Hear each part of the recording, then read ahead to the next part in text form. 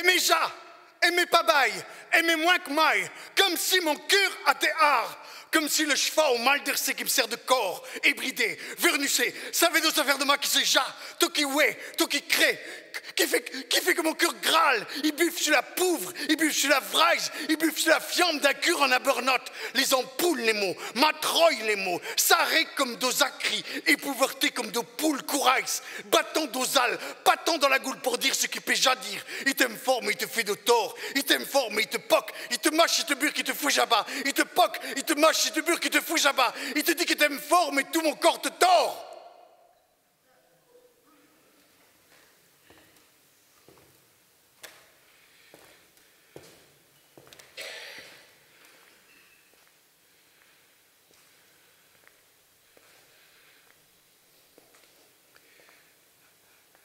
Orgoule de moi, dans ma langue maternelle, est inarrêtable. Un poème gueule de bois sur l'incapacité d'aimer.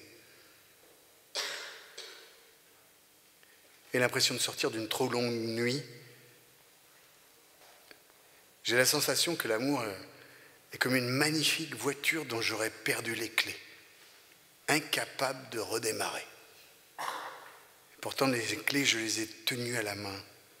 Mais vraiment, même si c'était dans un rêve puissant, un rêve qui habite une vie. Vous savez, un de ces rêves qui, des années après, quand on redescend à l'intérieur de soi, on a les images qui vous habitent entièrement. J'écoutais un vieil homme sur un banc qui disait des mots dans une langue dont je ne me rappelle plus rien. Mais c'était des mots qui causaient d'amour. Et à ce moment-là, j'avais l'impression que chacun de ces mots résonnait avec chacune de mes cellules. C'était tellement puissant, ça revolinait dans les airs. Ça me buffait, moi. J'étais un bélosia, je volais, un faucon libre, avec l'amour qui coulait sur mes épaules.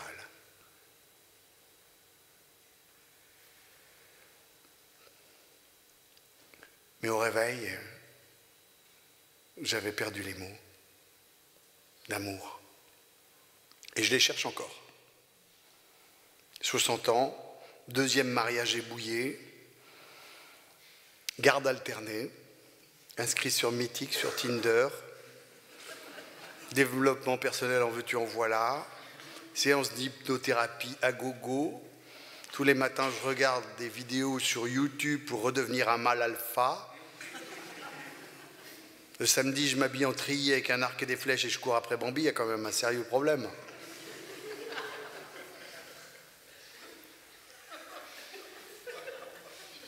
Donc là, j'ai besoin de comprendre. D'abord, de quel amour on parle?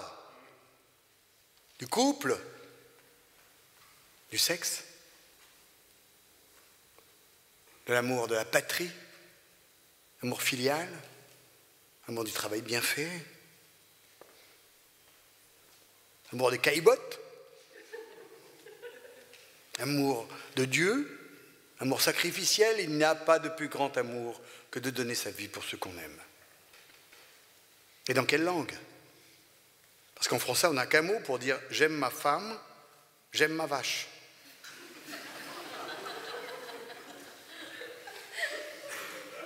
Chez les Peuls, on peut. Chez les Peuls, on est chez des nomades éleveurs pour qui la vache, c'est le trésor absolu. Par contre, chez les Peuls, si on dit « j'aime mon chien », on se fait interner direct, pas chez nous. Dans quelle langue? En grec, avec ses différents niveaux magnifiques, du pornéia, je t'aime, je te désire comme une bête, jusqu'à l'agapé, l'amour universel, en passant par le noia, j'aime et je respecte le plus beau de toi. Dans quelle langue? Forcément, pour moi, c'est dans ma langue maternelle, dans cette langue des profondeurs, dans cette langue des rivières, si profonde, si puissante, cette langue de Mélusine. Vous savez, celle qui doit reprendre une fois par semaine sa forme première pour pouvoir rester parmi nous. Parce que moi, j'ai parlé de même, attends, jusqu'il y a 6 ans, mon parlange ama, dans la Gorwedmon que diation, on n'avait pas rien qui parlait autrement. Il était en torto-paysan, torto-catholique, torto-vendéen. Et en arrivant au collège, j'ai compris qu'il y avait une langue sale. Donc comment garder son amour propre quand on a une langue sale? Donc j'ai développé des allergies. Qui dit allergie dit cure à la bourboule. Et à la bourboule, ça a été vraiment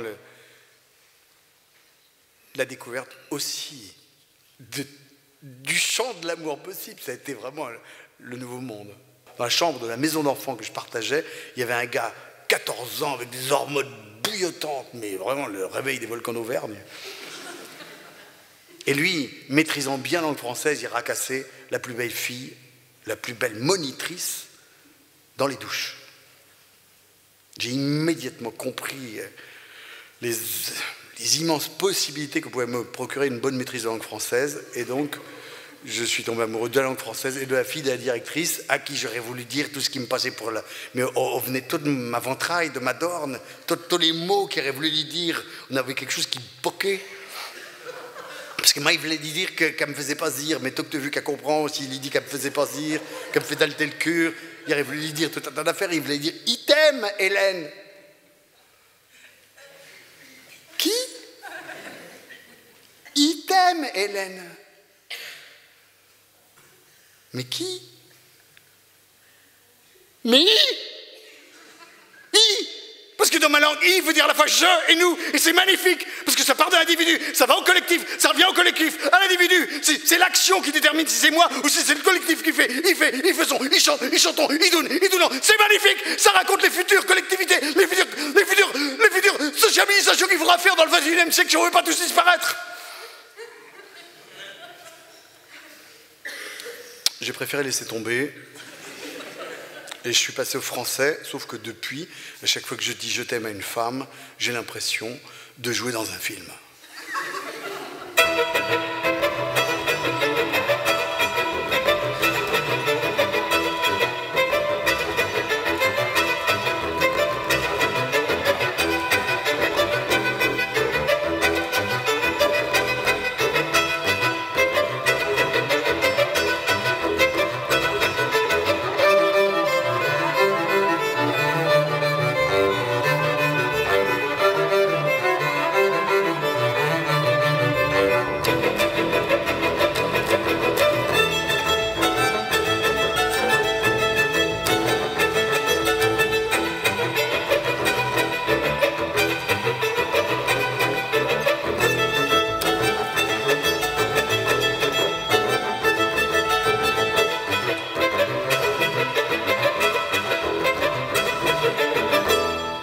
Moi, j'ai jamais réussi à raconter une belle histoire d'amour.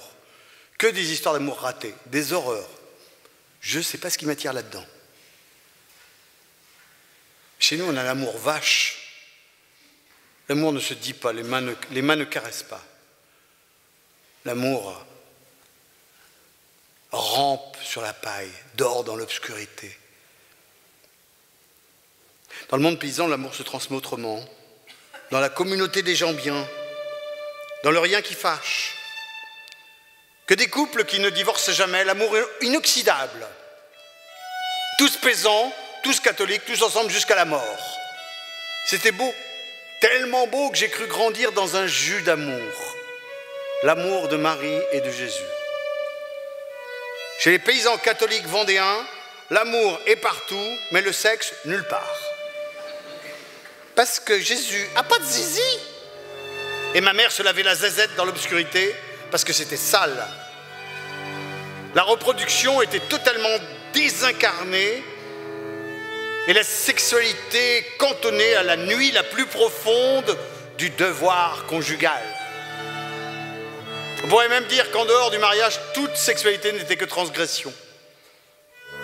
Dans le monde de mon enfance, la seule sexualité visible était celle des animaux, mais on nous empêchait de la voir. D'ailleurs, moi, ma première transgression sexuelle, ça a été d'aller voir un vélage. Un vélage. L'arrivée d'un veau par la voix basse. Parce que dans les histoires qu'on nous racontait, il n'y avait pas de voix basse. Il n'y avait que la voix haute. Les animaux, les enfants, ça arrivait par la voix haute. Ça, c'est sans doute une réminiscence de la fécondation de Marie par l'ange.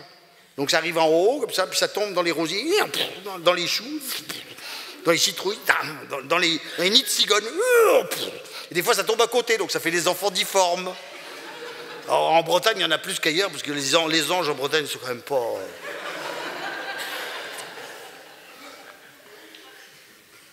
Il n'y avait rien de sale. Mais moi, sous la table des veillées, j'entendais les hommes en train de richogner, qui jouaient aux cartes, et puis les femmes en train de parler des turpitudes des autres à laquelle elles avaient échappé. Jésus, Marie-Joseph, heureusement qu'on n'est pas arrivé chez nous quand même. Oh là là là là là là là là là là. Dans ce monde si chaste, dans ce jus d'amour, j'entendais quand même de drôles d'histoires sous la table des veillées. Bédi, à Grand-Col, tu te rappelles bien qu'il y avait toute la famille qui dormait dans la même chambre, il y avait les vieux puis les jeunes, puis le voulions pas, les empêchant de coucher ensemble parce qu'elles ne voulions pas que nous faisions l'amour, parce qu'il y avait déjà trop de drôles. Puis à force, la brûle, elle en a eu marre, elle a mis de la morora dans le café d'eau vieux. Mais le vieux, il est mort, mais la vieille qui était une vraie poison, ben, elle a survécu pour les jeunes qui sont en prison à cette heure. Puis, José Roux, oui, que sa femme était morte, s'était remariée avec une jeune, qui n'était pas délicate, oh là là là là. Elle prenait de l'eau chaude dans le jardin, elle les mettait directement dans le chaudron, pas lavé. Oh, il y avait de la viande, hein. Oh là là, il y avait de la viande. Hein. Et puis elle payait souvent en nature. Puis quand José était parti, Papa Gaudin de la carrière, le venait entre midi et deux, puis l'emmanchait sur le seuil de la porte en tenant son sandwich dans l'autre main. 3 minutes montre en main, mieux que Chirac. Et puis la veuve noire, tu te rappelles belle la veuve noire qu'on avait retrouvée dans le chemin de Vauchelay. On avait retrouvé une auto, puis avec un gars dedans qui était mort. Et puis le mois d'après, une autre auto, avec un autre gars mort aussi. Puis les deux pareils. Le siège baisette couché, comme ça. Les gars sur les chines, la culotte baissée jusqu'aux chaussettes. Mort en jouissant. Oui, on appelle ça en épectase. Il faut y aller quand même. Puis Dédé, tu te rappelles bien de Dédé, quand on avait retrouvé sa culotte et puis son portefeuille derrière une biquette qui était encore attachée. Puis quand il arrivait à l'usine le lundi, mais il y avait les autres, les camarades qui l'accueillaient en faisant « Bé, bé, bé » De l'amour.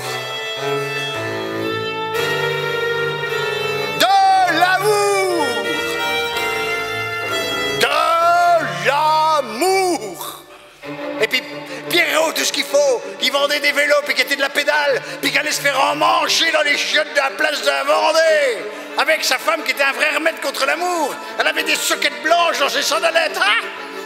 Et puis la petite Marguerite, toute fraîche, toute pimpante, qui avait réussi à se faire engrosser par un vieux dégueulasse, un notable, à qui on dirait jamais rien. De toute façon, elle l'avait bien cherché. Elle a fini par accoucher toute seule, un petit bâtard. Puis elle a essayé de se laver, pour retrouver la pureté originelle. Puis comme elle n'y arrivait pas, elle a recommencé pour être ce que les autres disaient d'elle, une Marie salope. Puis lui, le petit bâtard, il s'est échappé, il a fui pour échapper à cette étiquette de bâtard. Tellement loin qu'il est arrivé au Québec. C'est là que je l'ai retrouvé, dans son commerce, droit, dans sa colère, dans sa honte. Ah, il avait bien intégré le discours des patriarches. Quand je lui ai parlé de sa mère, il m'a dit « Ma mère, c'était une putain! C'était une putain !»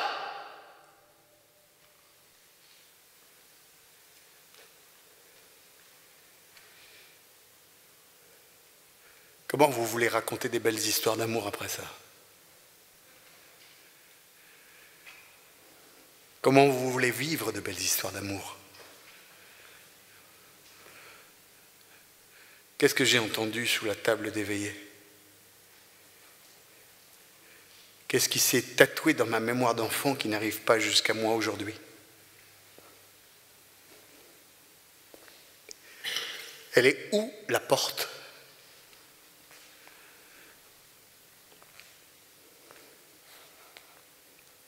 Ça ne fait pas très longtemps que j'ai pris la mesure de la souffrance de ma mère dans la communauté familiale. Marie-Ange, ma mère, la Bru. Elle a 20 ans. Elle aime. Elle se marie. Elle suit son homme avec un rêve fou, un rêve d'une vie meilleure, un rêve plein d'amour possible. Elle quitte sa maison, sa ferme, sa petite ferme de rein, une borderie, 3 vaches, un père transparent, une mère dépressive, une mère bâtarde. Et elle fait la grande migration, 3 kilomètres. Elle arrive dans une grosse ferme, 50 hectares, une grande communauté familiale, plein de monde à table tous les jours.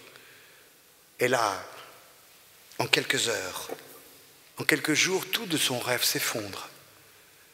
Et moi, je suis conçu dans ce désastre, dans ce monde qui se grippe au premier sens du terme. Je suis conçu dans la fièvre. Elle est malade avec la belle-mère qui lui dit « De toute façon, tu ne vas pas faire comme ta mère qui s'est plaint un long jour. Hein ?» Et si elle a le malheur de penser qu'elle est respectée, de toute façon, d'où que tu viens, on ne sait bien que vous ne saviez pas travailler. Puis si elle croit que d'avoir un enfant, ça va la protéger, de toute façon, c'est là qui faisant les enfants, qui s'en occupant. Elle fait le travail au champ, elle tire les vaches, elle abêche les bêtes, elle fait à la main la lessive de toute la communauté. Elle a 5 enfants en 5 ans, elle donne le sein sans discontinuer pendant 6. Elle s'y marie bien richement, bien loin de son contentement. Elle avait une belle-mère qui était toujours en colère. Un jour a dit à son fils, « Mon fils, quand la feras-tu mourir ?» Elle aime son homme, mais elle ne se sent pas protégée par lui. Et lui, Marius, il l'aime infiniment, mais il ne voit rien. Il ne voit rien de tout ça. Qu'est-ce qu'on voit dans l'amour? Est-ce qu'on voit ce qui abîme l'autre, ce qui le lacère, ce qui le tâche?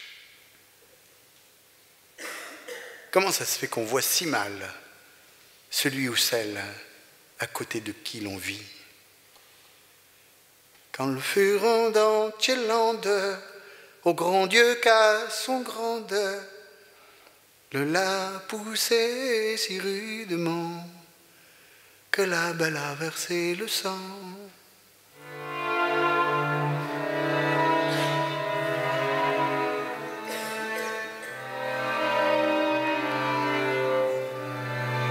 C'est l'histoire d'un roi puissant.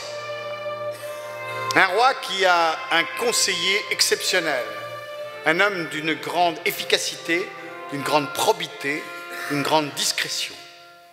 Un homme qui a une femme d'une beauté. Et un matin, le roi se lève avec l'envie de conquérir cette femme. Voilà la marque du roi, n'est-ce pas? La conquête. Dépasser les limites, les frontières. Et il y parvient. Ça aussi, c'est la marque de la royauté.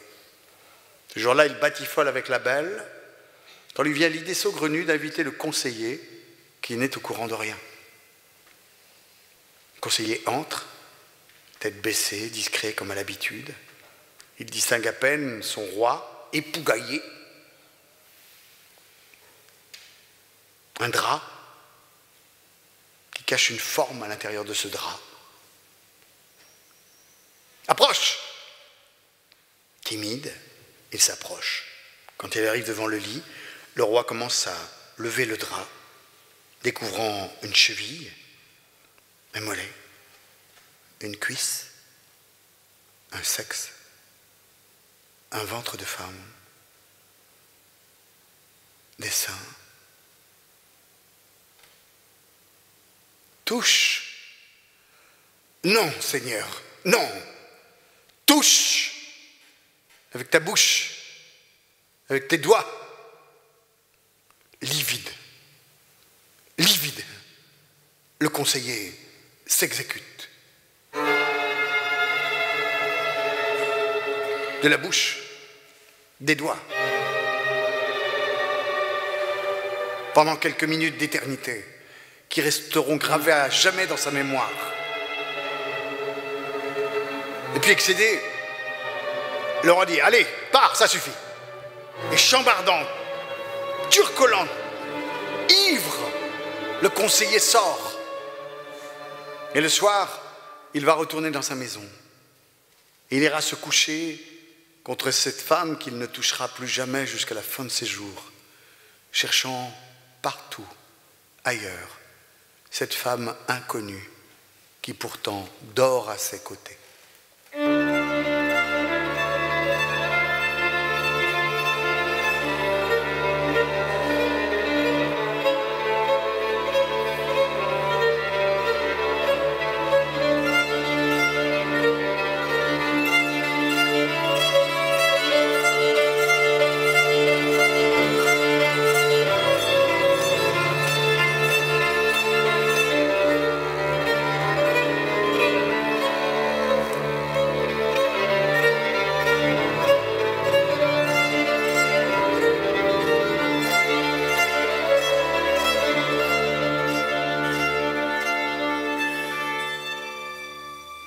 Est-ce qu'on doit rester les enfants de ses parents jusqu'à la fin de sa vie?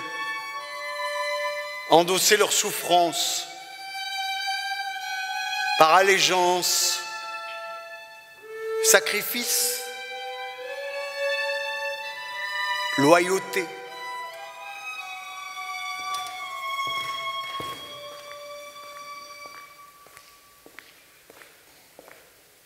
Suzanne sort de la chambre de commerce, fait quelques pas sur le trottoir, entre dans l'EHPAD, croise des hommes, des femmes qui ne semblent pas la voir. Suzanne est un fantôme. Elle entre dans la chambre de sa mère, reste 1 minute 30, ressort.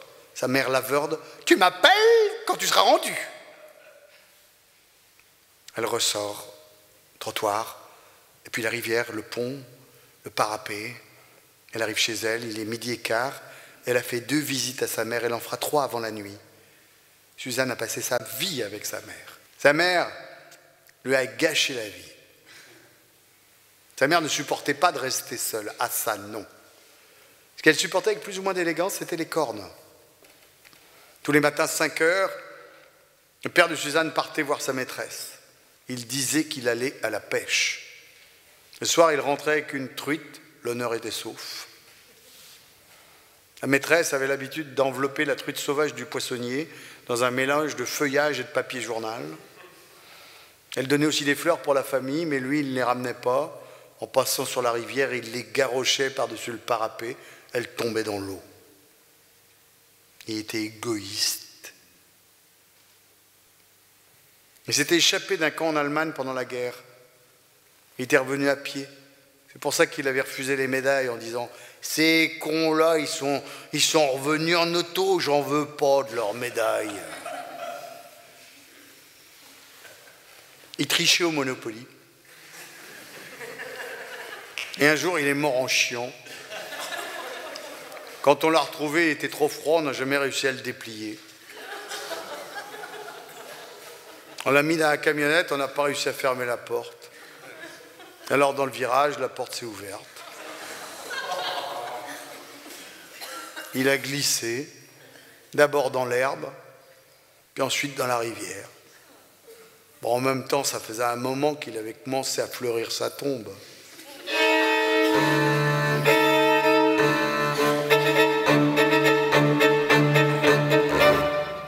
Zig-zig-zag, la mort en cadence, frappant une tombe avec son talon. La mort à minuit joue un air de danse, zig-zig-zag sur son violon.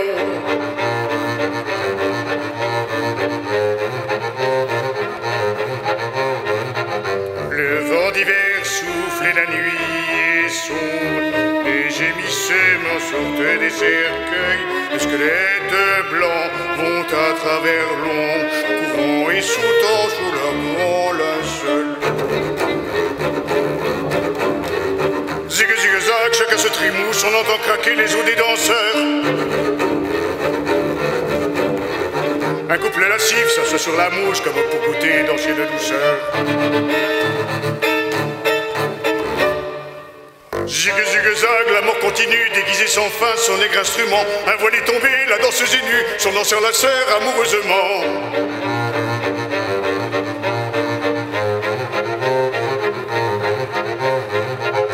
La dame est dit-on marquise ou baronne, et le ver galant un pauvre charron. Oh, oh, et voilà qu'elle s'abandonne, comme si le russe était un baron. Oh. Zigue, zigue-zague, elle se rabande, un cercle de mort se donnant la mort. Zigue, zigue-zague, on voit dans la bande le roi Gambadé auprès du village. Zigue, zigue-zague, la mort continue, déguisée sans fin, son aigre instrument. Un voile est tombé, la danseuse est nue, son danseur la serre amoureusement. Zigue, zigue-zague, la mort en cadence, frappant une tombe avec son talon. La mort à minuit joue un air de danse, zigue, zigue-zague, sur son violon. Zigue, zigue-zague, la mort en cadence, frappant une tombe avec son talon. La mort à minuit joue un air de danse, zigue, zigue-zague, sur son violon. Zigue, zigue-zague, la mort en cadence, frappant une tombe avec son talon. La mort à minuit joue un air de danse, zigue, zigue-zague, sur son violon.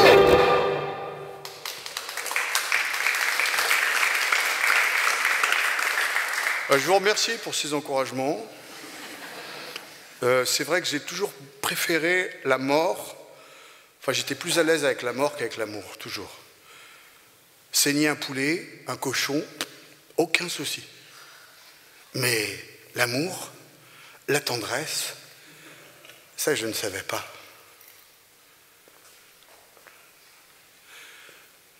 J'ai passé ma vie à tenter de me faire aimer par plein d'autres que moi.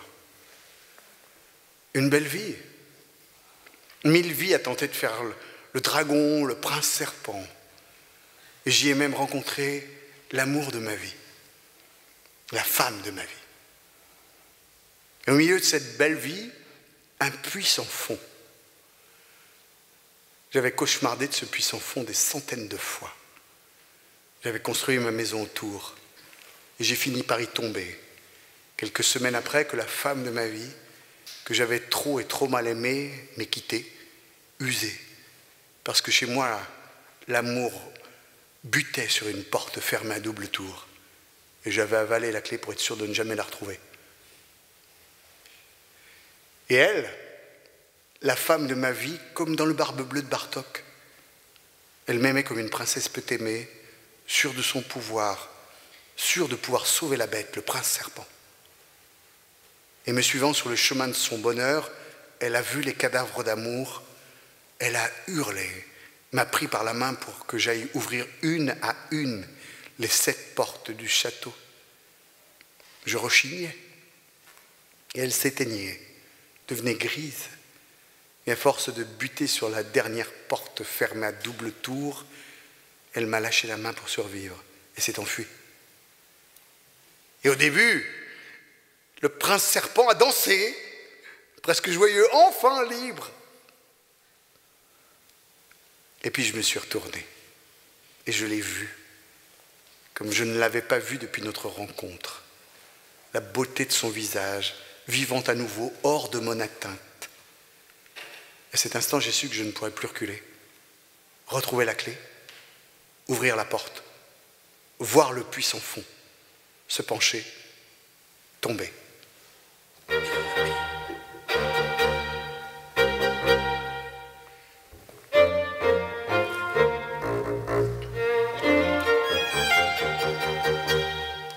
Non, sont 3 frères, n'ont qu'une sœur à marier.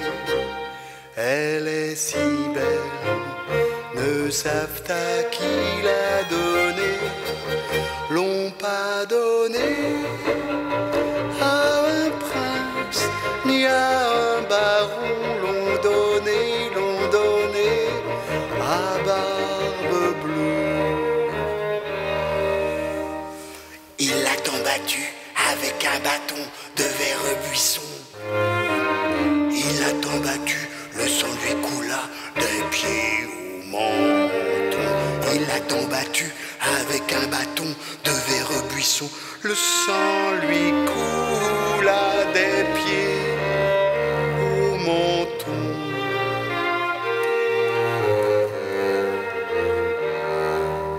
Non, Quand sont trois frères, n'ont qu'une sœur à marier, elle est si belle, ne savent à qui la donner.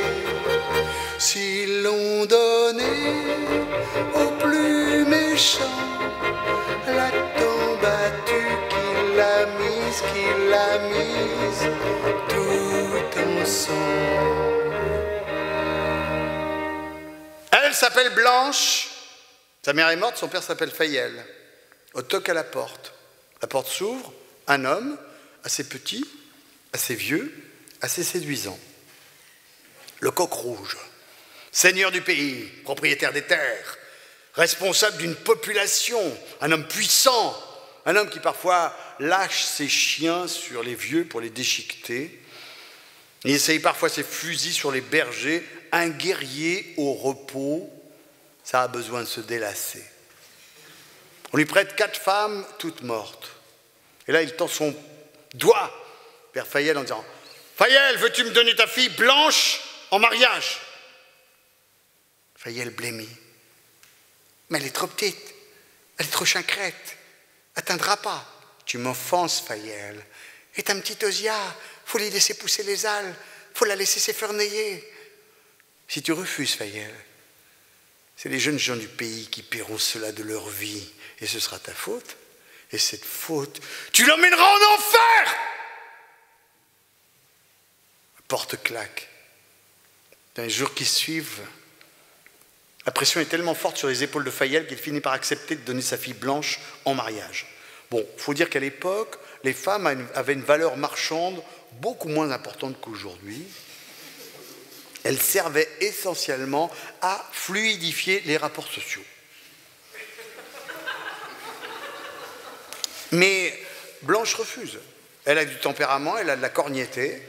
On est obligé de lui dépêcher sa marraine, qui est une femme un peu sorcière, qui a toujours un faucon sur l'épaule, et qui en plus vient avec un chapeau qui beurlute, qui clignote, pour impressionner, vous voyez, pour la faire changer d'avis. Bien sûr, pour manipuler les consciences, il faut toujours des effets spéciaux, on le sait bien.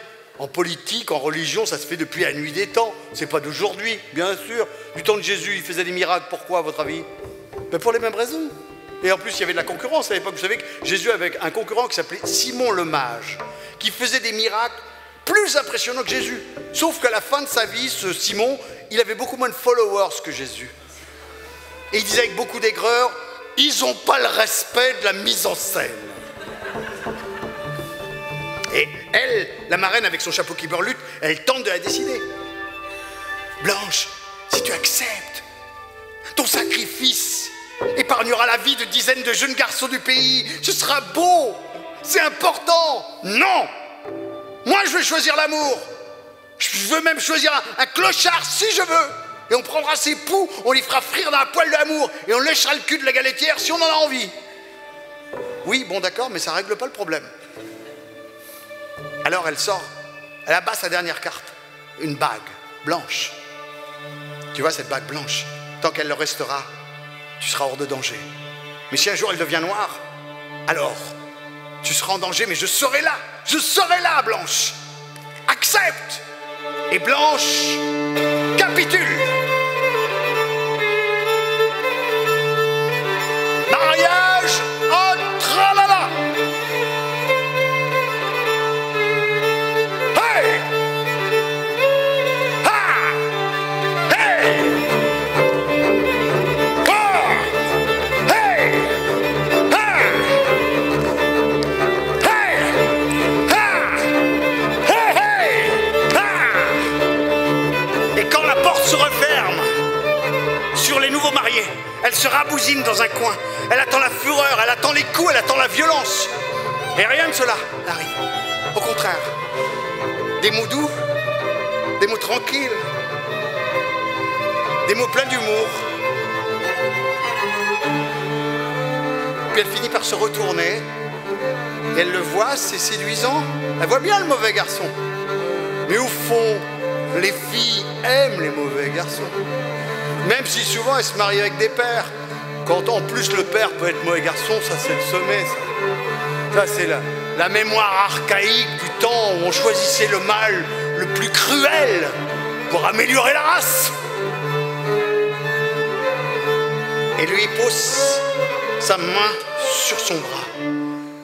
Un frisson et un regard, et puis son odeur et un baiser, les peaux qui se reconnaissent, et ça s'emballe, et les peaux qui se tournent, qui se touchent, la découverte de cette sensualité, de la jouissance, le torride de cela. On était deux avant, on n'est plus qu'un, dans une fusion totale, on se transforme en four magnifique, en fission nucléaire. Ce qui était deux n'est plus qu'un, c'est la fusion absolue. Ouah. Et ça dure des semaines, et après, bon, il est obligé de partir parce qu'il a quand même des responsabilités, c'est un homme important. Donc il lui laisse ses clés, il lui dit « Tu explores, tu es chez toi ». Il part. Et elle finit par descendre dans les profondeurs du château. Elle tombe dans les caves. Et là, 4 tombes. Un frisson d'horreur la parcourt. Tout à coup, elle se dit que mais elle va peut-être être la 5e. Et à cet instant précis, elle sent quelque chose qui feurlasse dans son ventre et elle a la certitude de porter la vie. Et là, c'est comme si tout à coup, un raz-de-marée de lumière écartait toute angoisse, toute peur, toute horreur, pour que cette lumière se mette au service total de l'arrivée de cette vie.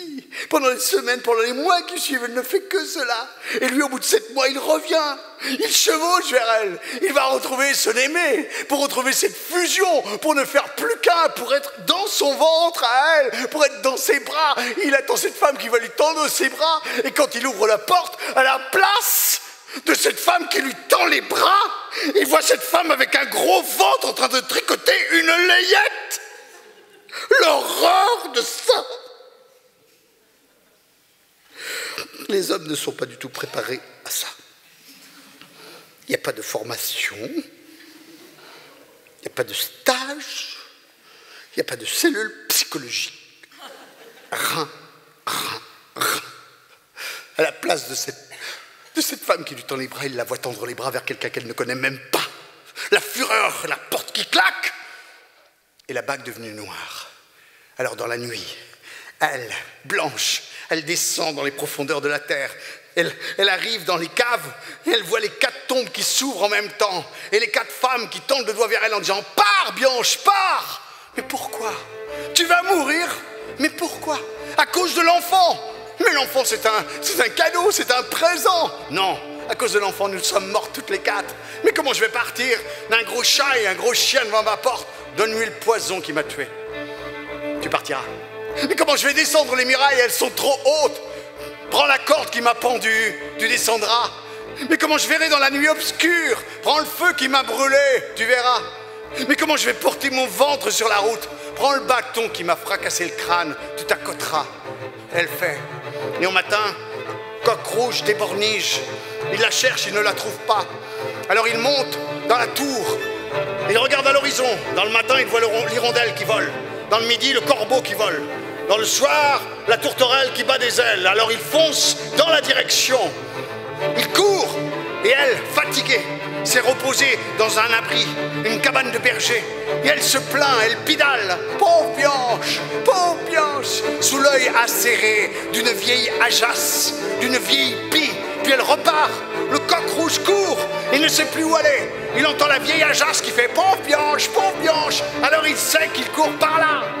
Et elle, fatiguée, épuisée, elle arrive dans une clairière. Elle se couche, elle accouche. À peine le temps de rouler l'enfant dans un manteau, de caler le tout dans une caborne, dans un trou de chêne. Puis elle voit le faucon qui se pose devant elle. Elle lui donne la bague noire. Pars, Lozia, ramène-la, ramène le secours. Lozia s'envole. Elle entend hurler. Et elle voit le coq rouge entrer dans la clairière. Il prend son coutelas et d'un coup d'un seul, là, et lui tranche la tête. Et il repart apaisé vers son château.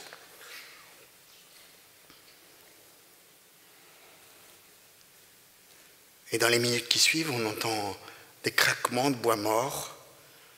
On voit des ombres entre les faillards, les fragnes une foule, un faucon qui vole,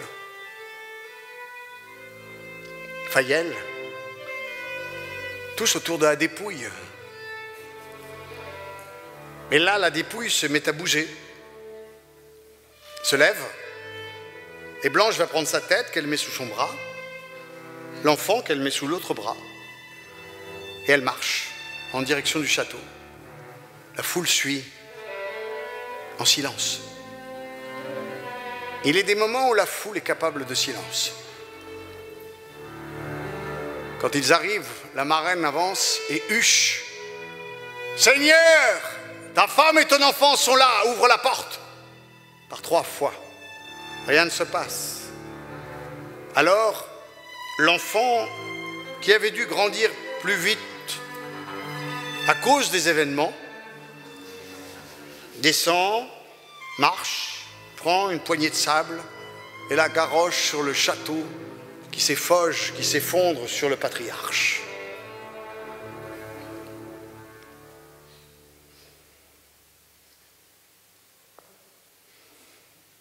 Je sens dans l'assistance qu'il y en a parmi vous qui condamnent. Il ne faudrait pas condamner sans connaître. Avec le progrès des neurosciences, aujourd'hui, on peut facilement détecter un grand traumatisé. Et un gars qui tranche la tête de sa femme, c'est un grand traumatisé. Et il y a des raisons. Qu'est-ce qui se passe quand un individu, surtout très jeune, subit une agression d'une grande violence? Amygdale sursaturée d'émotions, cherche dans le cortex et l'hippocampe des éléments de compréhension, n'en trouve pas. Diffusion à haute dose de cortisol et d'adrénaline.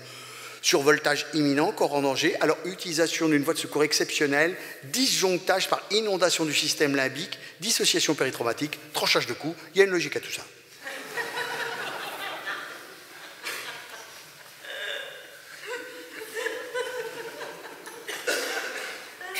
Il tue pour être abandonné à nouveau. Parce qu'il sait que l'amour ne peut pas durer.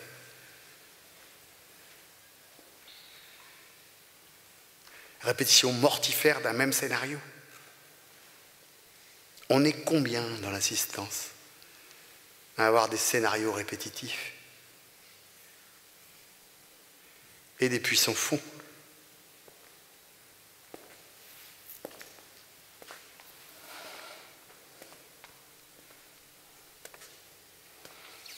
Dans ce cauchemar du puissant fond que j'ai tellement fait de fois, il y avait presque toujours mon père et mon grand-père. Je fais partie d'une lignée d'hommes, des travailleurs, qui avaient leur place dehors, pas dans la maison. Des hommes, certains d'être creux. Des patriarches, complexés par des femmes pleines d'autorité. Certains que leurs femmes étaient dépositaires de leur âme, ou si vous préférez, du sens de leur vie, de leur valeur. Des hommes sans valeur, des corps sans âme. Ils avaient pourtant endossé le costume du patriarche, un costume qui, moi, m'allait comme un tablier à une vache. Un mauvais rôle.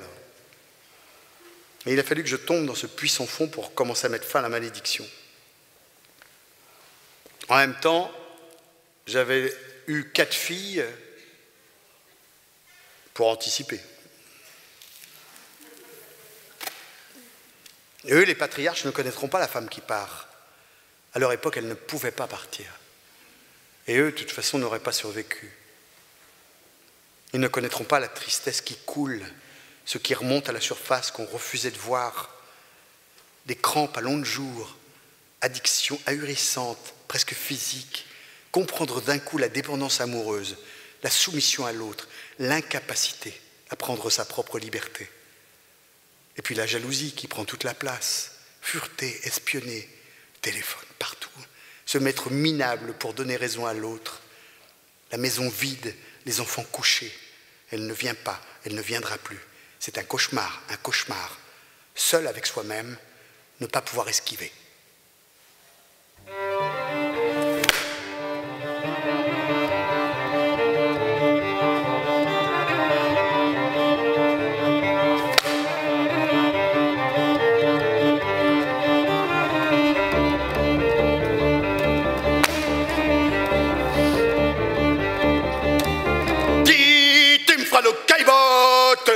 qui lit d'ici dès le lundi. Rémi, il te ferait nos caillebottes, qu'elle me répondit dehors le mardi. Le mercredi, le jeudi pas, le vendredi, en notre chicha. Et à Sturco le dimanche, pas plus de caillebottes que de pu dans le manche. Dis, tu me feras nos caillebottes, qui lit d'ici dès le lundi. Rémi, il te fait nos caillebottes, les meilleurs que la cancoyote. Le seul domaine où j'ai été fidèle toute ma vie, c'est les caillebottes.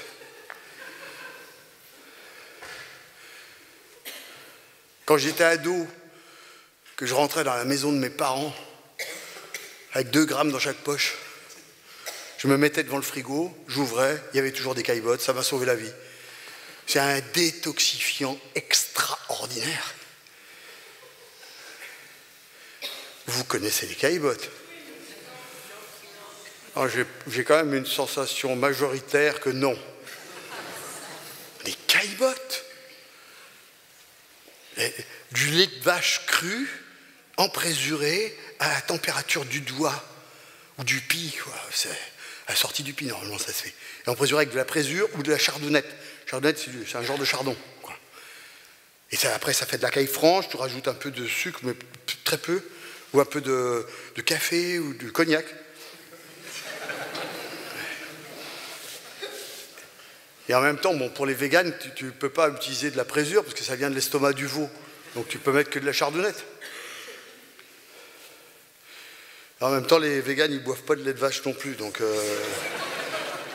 si tu fais des caillebottes avec de la chardonnette, c'est pas du tout pareil. Hein.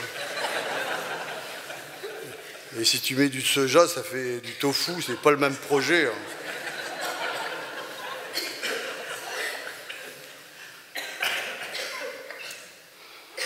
Est-ce qu'on peut être fidèle à soi-même en amour? Ne pas se mentir, ne pas se tromper soi-même. Si ça se trouve, on n'est pas tous faits pour l'amour. Moi, il est très possible que je n'ai pas été conçu, fabriqué pour. Il me semble que j'ai beaucoup pris, très peu donné. Un peu comme un totama, vous voyez? Ça me vexe beaucoup, parce que j'ai beaucoup parlé dans mes histoires des totamas. Les totamas. Vous connaissez le totama? Non plus? Ah ben ce soir, on n'est pas gâtés. Hein. Le totama, oui, tout à moi. C'est le syndrome de l'avidité. Beaucoup parlé pour le capitalisme dévoyé, absolument. Ça, c'est la maladie, le syndrome incurable de ces nantis qui ne peuvent même pas jouir de ce qu'ils ont, mais ils peuvent jouir que de ce qu'ils pourraient avoir encore. C'est une maladie incurable et mortifère pour la terre. Mais si ça se trouve en amour, c'est pareil. C'est l'avidité,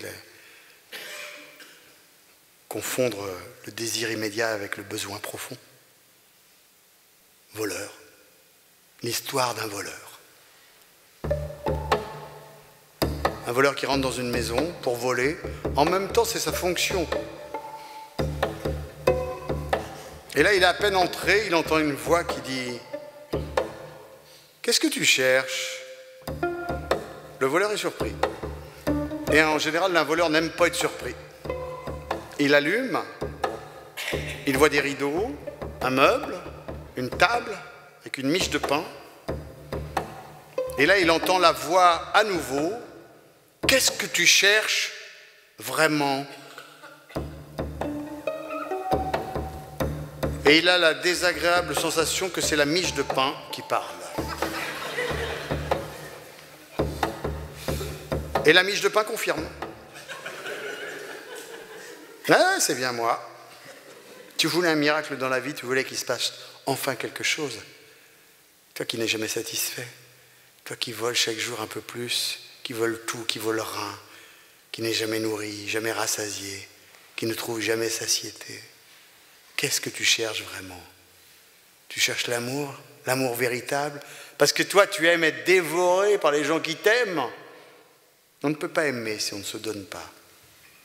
Est-ce que tu veux connaître le chemin que j'ai fait pour en arriver là? Parce qu'il n'y en aura pas d'autre. Et ainsi, tu connaîtras le pouvoir que j'ai aujourd'hui. Ça t'intéresse? Tout ce qui m'enrichit m'intéresse. Et le voleur s'assoit et il écoute. D'abord, on m'a jeté dans l'obscurité. Et là, j'ai dormi dans la nuit éternelle. J'ai pourri, sans rien attendre. Sans rien attendre. Ce fut long sans doute, mais je n'ai aucune souvenance. Et puis un jour, quelque chose a germé à l'intérieur de moi. Et à cet instant précis, je me suis dit qu'un jour, j'allais retrouver la lumière. Quelle prétention, n'est-ce pas, de se dire qu'un jour, on va retrouver la lumière alors qu'on est au plus profond de l'obscurité. Ça n'a pas empêché les doutes, au contraire, puisque la nuit s'était fragmentée, puisqu'il y avait cette espérance qui était violente comme un poison. Oh oui, que ça a été long et violent. Et puis un jour, le miracle, la terre qui s'allège sur les épaules, et puis sortir à l'air libre, avec des centaines d'autres, caressés par le vent, qui nous encourageaient à monter vers la lumière. Et là, pendant des jours, pendant des mois, ce fut une fête incroyable. Nous nous sommes remplis, engrangés de nous-mêmes, jusqu'à devenir plein de lumière, plein de beauté, jusqu'à devenir des épis. À la fin de la juillet, le cauchemar est arrivé. La métive, le dail, la moisson, les métiveurs, coupés, jetés en gerbe, écrasés, jetés dans l'eau, patouchés, matuchés, et puis jetés dans l'enfer de ce four. Et on m'a sorti de ce four avec l'apparence qui est la mienne aujourd'hui, capable d'abeucher celui qui a faim, capable de donner ma force à celui qui est trop faible, capable de donner mon pouvoir à celui qui en a la volonté. Est-ce que tu veux connaître ce pouvoir-là?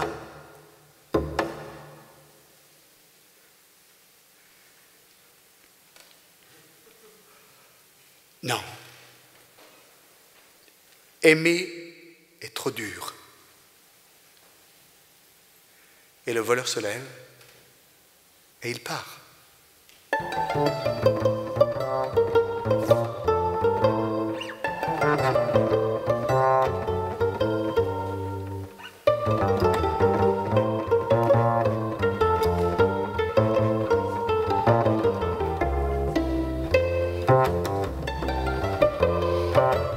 Qu'est-ce que je vais faire de ma deuxième partie de vie?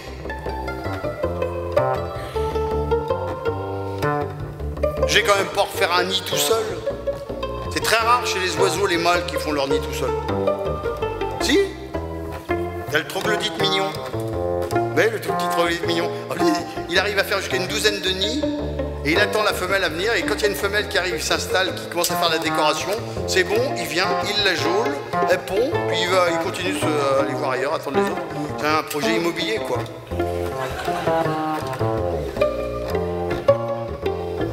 Bon, il y a d'autres hypothèses. L'hypothèse coucou.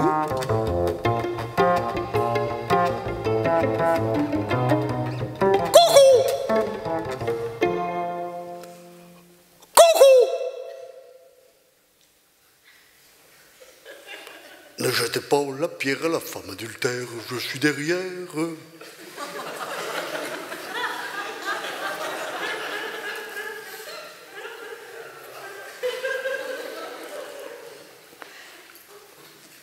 L'hypothèse pélican.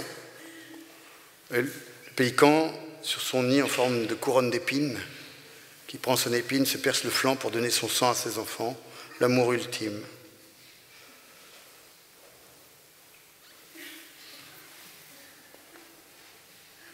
Hypothèse rossignol, parce que vous savez que le rossignol a un chant qui s'améliore nettement avec l'âge. Et en plus, chez les rossignols, il y a plus de mâles que de femelles, vous savez ça. Il y a 4 mâles pour une femelle. Et au printemps, les mâles arrivent le premier, ils s'installent, 15 jours plus tard, les femelles arrivent. Et là, les mâles chantent, et les vieux mâles, ils ne chantent pas plus de 24 à 48 heures, et après, ils ramassent. Alors vous pouvez vous esbaudir de ces rossignols qu'on entend chanter pendant tout l'été, plein de fougue, plein de jeunesse, d'accord, mais c'est la loose.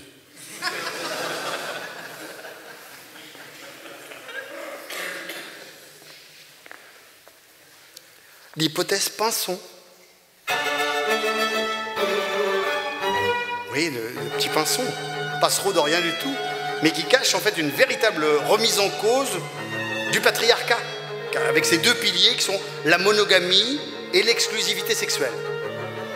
En plus, les pinsons ne parlent pas tous le même dialecte. Et suivant les aires géographiques où ils habitent, ils ont des dialectes différents, vraiment. Mais ils se mettent toujours en couple avec quelqu'un qui parle le même dialecte. Alors au printemps, ils se choisissent, ils déterminent un territoire. Le matin, le mâle chante pour protéger le territoire. Et pendant ce temps-là, la femelle part à tire-d'aile vers d'autres territoires, on ne parle pas la même langue, et elle va jauler avec d'autres pinsons. Elle va faire ce que les ornithologues disent avec beaucoup de délicatesse, faire des échanges de gènes. Elle n'a pas besoin d'apprendre les langues étrangères pour des rencontres furtives. Puis elle revient, elle pond, et le mâle au-dessus, pendant que les petits sont encore dans l'œuf, il chante. Il chante pour leur apprendre la langue. Et dans la semaine qui suit l'éclosion, il chante pour leur apprendre la langue, parce que ce qu'ils vont apprendre là, ils ne l'oublieront jamais. Et se pose la question de la paternité. Qu'est-ce qui est le plus important? Transmettre ses gènes ou transmettre sa culture? Ouais, donc je crois qu'il faudrait... Peut-être qu'il faudrait que j'aille vers des hypothèses un petit peu plus...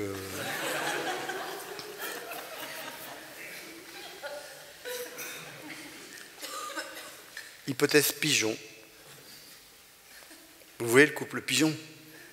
Il faut déjà des années passées, il faut des heures de vol pour qu'on reconnaisse le couple pigeon. Mais en général, après, on les voit aussi, on les reconnaît, ils sont en général habillés en quechua, ils font de la marche nordique,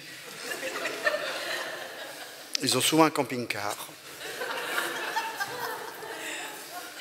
ils achètent des compléments alimentaires à la Biocoop, ils ont des routines compatibles, et en général, à la fin de leur vie, on n'arrive pas à distinguer le mâle de la femelle.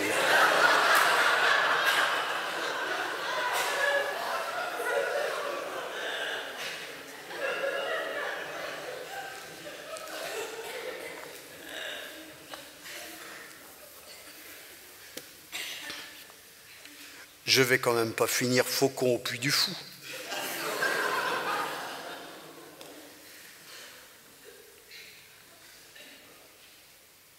Alors ça, c'est une photo, on est tous là. Une vraie série de casseroles, comme disait mon père. Marius, qui est au milieu, le plus grand, là.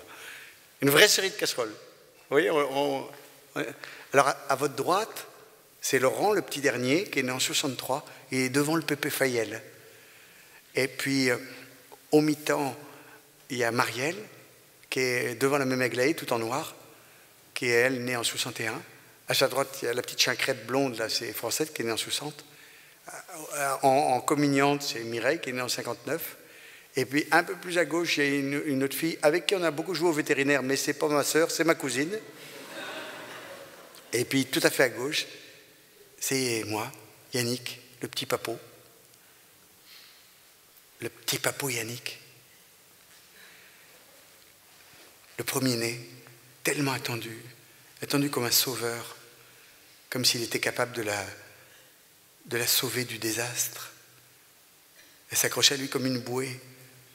Peut-être pour ça qu'elle ne voulait pas le laisser partir. Il est né avec 15 jours de retard. Je pense qu'il n'a jamais réussi à rattraper le retard.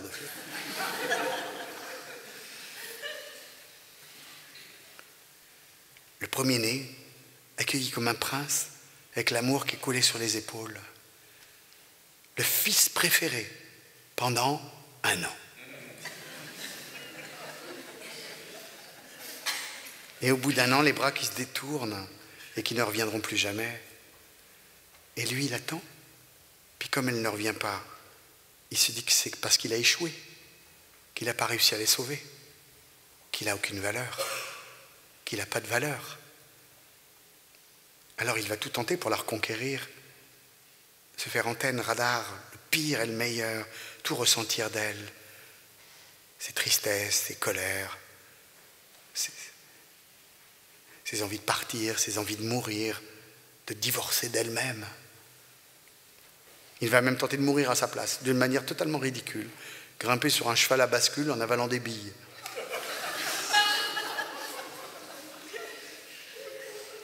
Il a à peine 2 ans. Et je crois que c'est là que la rage a commencé à monter. La rage. Je crois que c'est là aussi que s'est fait cette certitude que l'amour était impossible, que l'amour ne pouvait pas durer, ou alors le temps d'un spectacle, que l'amour était lié à un océan de tristesse. Et je crois que c'est là qu'il a fermé la porte à double tour et qu'il a avalé la clé. Tokolai! Tokolai! Tokolai!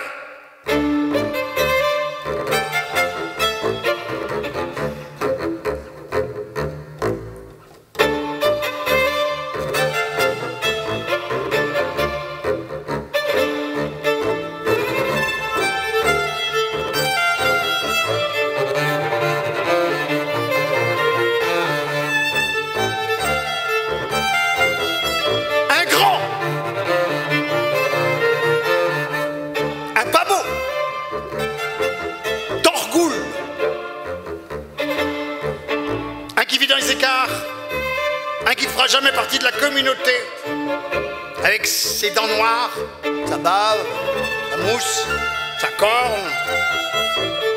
Un gars sur qui on peut projeter tous les monstres, toutes les horreurs. Une réserve à bouc émissaire. Un qui vit dans les bois de l'ermite, dans les rochers, dans sa grotte. Un qui fait pas partie de la communauté. Et ce jour-là, lui, il court. On mouille, il pleut. Rip sur les rochers de granit, se fait mal. Oh! Tokolai! On va pas mouiller longtemps. Saute dans les airs, attrape les nuages, les colle dans un pot et il ferme le pot. Ouf! Plus de nuages dans le ciel, on mouille plus. On fait sec. Et là, on fait vraiment sec. Sec comme un coup de trick, sec comme Baraya ou sec comme la boulette de Geneuille à Pépé, c'est comme un cœur de néolibéral britannique avant le Brexit. Sec, mais vraiment tellement sec qu'on était obligé de donner des pains de glace aux poules pour les empêcher de pondre des œufs durs. De la sécheresse, quoi. Alors on s'est dit au début il fallait faire quelque chose. On s'est dit qu'il fallait négocier avec le sauvage. Mais on ne négocie pas avec un sauvage, vous savez bien. La diplomatie, c'est fait pour les gens civilisés. On le voit tous les jours. Donc on se dit qu'il n'y a qu'une solution, il faut le désensauvager. Donc là, on se rapproche des histoires anciennes, du début des temps. L'histoire de Gilgamesh et Enkidu. Enkidu, ce sauvage absolu, qu'on va humaniser en lui faisant connaître l'amour physique. Donc on se dit que c'est ça.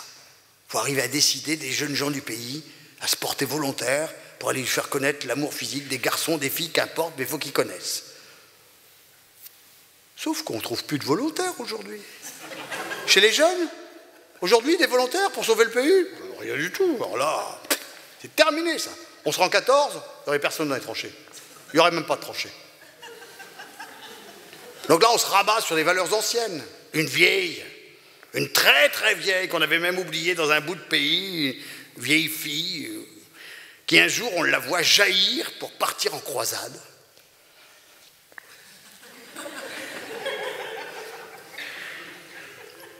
Au début, il n'y a pas grand monde qui a parié un cachou sur la réussite de son projet. On l'a accompagné du regard en disant « Oh, qui va piongement va longuement, achète-t-il va loin ?»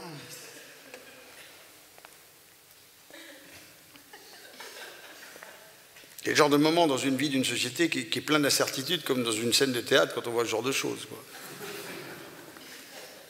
Et à la fin, ils ont fini par se dire « Si ça ne gagne pas, ça débarrasse. » Et elle est arrivée devant la grotte où dormait Thorgoul, assez appuyée sur un rocher, et avec beaucoup d'applications, elle s'est mise à chanter « Y'aime pas comme château chatouille la grenouille, il aime pas qu'on me chatouille comme ça, il aime pas qu'on me chatouille la grenouille, il aime pas qu'on me chatouille comme ça.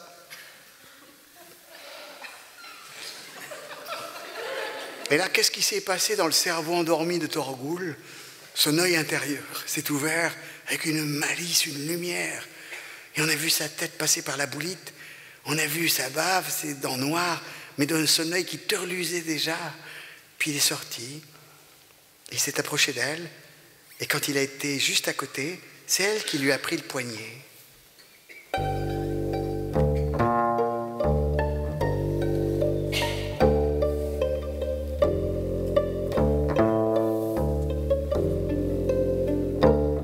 Alors c'est pareil, ça c'est le genre de scène où on se dit il ne se passe pas grand-chose. Il faut essayer de se rappeler ou se remémorer les vieux films d'anticipation de Stanley Kubrick. Échange de données maximum.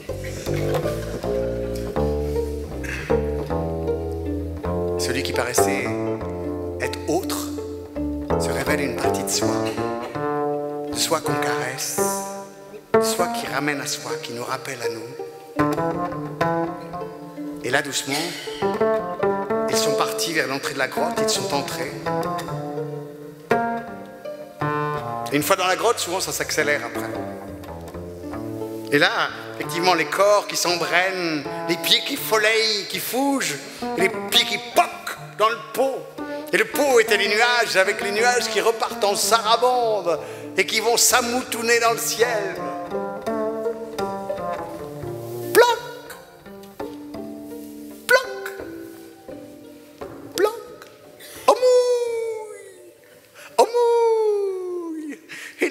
Les têtes ébobinées des gens qui sortent des maisons, les regards vers les nuages noirs et vers la pluie qui tombe dans la poussière séchée avec cette odeur si particulière, avec cette terre abreuvée tout d'un coup qui se ragaillardit, et les joies et les coups qui se touchent et les fêtes qui commencent et la musique qui vrombit. Puis au milieu de tout ça, tout à coup, on entend hurler au loin. Et là, on se rappelle le sacrifice de la vieille. Oh! Il est en train de l'achever. Puis tendant l'oreille, on mesure qu'il n'y a pas que de la souffrance dans ces hurlements. Alors on rajoute le syndrome de Stockholm. Et là, dans les jours qui suivent, entremis, les danses, les fêtes, les musiques, on entend ces étranges hurlements. Et puis au bout de quelques jours, elle, à l'oreille de son amoureux, lui dit « On me ferait plaisir si tu me ramenais dans ma maison. » Alors lui, la met sur ses épaules et il marche jusqu'au village où tout le monde est en fête. Et quand ils arrivent, on aurait pu croire qu'ils auraient été au moins accueillis. Mais là, il s'est passé une chose étrange. Parce qu'eux étaient plus que radieux. C'était magnifique ce qui émanait d'eux. Lui, dans sa beauté si singulière, elle, belle. Aucune chirurgie esthétique au monde ne serait arrivée à un pareil résultat. Mais personne ne regardait lui, tout le monde ne regardait qu'elle, avec une stupeur. Elle était quand même partie pour un sacrifice. De là à en tirer des bénéfices. Et alors qu'il partait pour aller s'installer dans la maison, il s'est passé une chose. Quelque chose est monté des profondeurs, une hargne, des remugles, des choses qui remontent. Et quand, en plus, c'est dans la foule, parfois, cette noirceur, quand elle est en foule, elle devient irrationnelle, absolument incontrôlable. Une communauté, ça se fabrique en général sur le plus petit dénominateur commun. Et quand il y a des têtes qui émergent, en fait, il faut araser. Et puis l'intelligence est inversement proportionnelle au nombre qu'on est. Donc là, tous ensemble, ça a été tout à coup une espèce de violence qui a remonté, avec l'envie de leur faire une lapidation collective, vous savez, un charivari. Et aujourd'hui, on le fait sur les réseaux sociaux, mais là, c'était en vrai, autour de la maison. On est venu à taper sur les casseroles, à hucher. Et quand la nuit s'est fait plus profonde, les insultes. Et puis quand la nuit était noire, une première pierre a volé, puis une deuxième, puis une nuée de pierres est arrivée à transformer la maison en tas de ruines. Et au petit matin, quand la lueur du jour est arrivée, ils sont tous partis comme des vipères ne supportant pas d'être révélés. Il ne restait plus qu'un petit gamin, un petit papou en train de garrocher ses pierres, avec une rage intense sur le visage. Là! Là! Là! Qu'est-ce que tu fais? Tu t'assois. Tu m'écoutes. Qu'est-ce que tu crois que tu vas casser de plus? Regarde. Ils ont déjà tout détruit. Tout. Qu'est-ce que tu veux faire de plus? Et qu'est-ce que tu vas faire avec cette rage sur le visage? Tu vas passer ta vie à ne rien voir devant, à ne rien voir dedans. Mais qu'est-ce que tu crois? Que tu vas lacérer la lumière, abîmer la beauté, tuer l'amour? Mais qu'est-ce que tu crois qui s'est passé quand la première pierre a volé? Torgoul et la dame, ils se sont serrés et leur amour s'est mis à grandir. Et quand il a été rendu à la force et à la vitesse de la lumière, ils ont fait plus qu'un quand ils ont été rendus au cœur des étoiles. Comme une naine blanche, tu sais, une étoile gazeuse qui, en s'écroulant sur elle-même, va se transformer en trou noir, capable d'avaler la lumière du monde. Et depuis qu'ils dorment dans ce trou noir, tu crois que tu peux abîmer leur amour? On ne peut pas tuer la lumière. On ne peut pas tuer la beauté.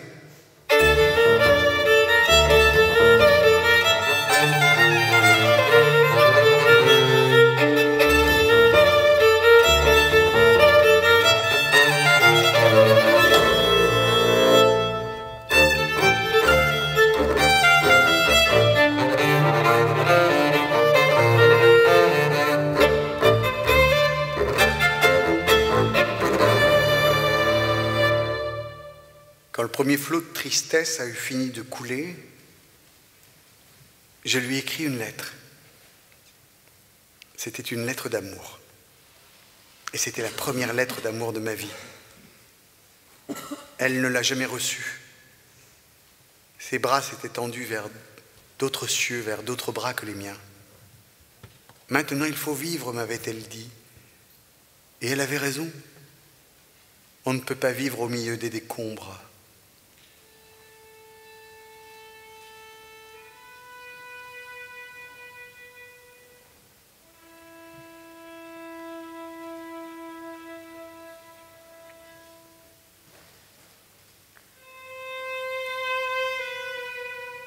Alors moi, je suis retourné dans l'obscurité, retrouver le petit papou.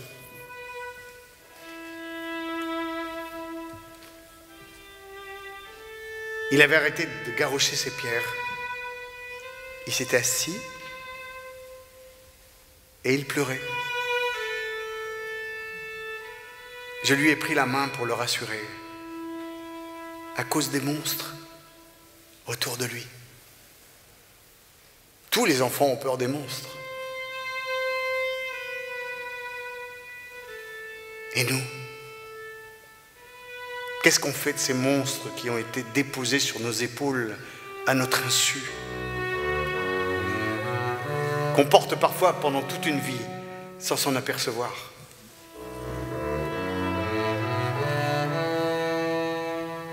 Et puis un jour, incrédule, on se retrouve dans une contrée inconnue, fatigué. Et on comprend,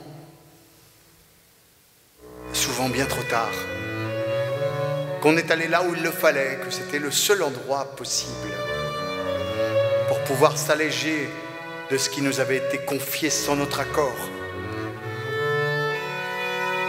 Pas pour faire disparaître les monstres, pour les apprivoiser.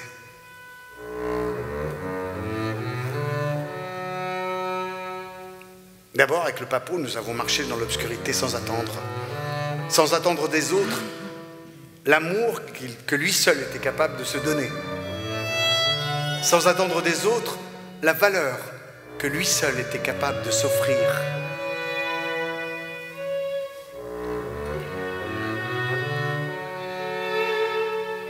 Et dans la grande clarté qui m'attendait devant, j'ai vu apparaître 4 filles magnifiques. Lune, Soleil, Uranus, Jupiter. Et l'une d'elles, avec toute la force de ses 7 ans, m'a dit « Papa, pourquoi tu dis que tu ne sais pas raconter des belles histoires d'amour ?»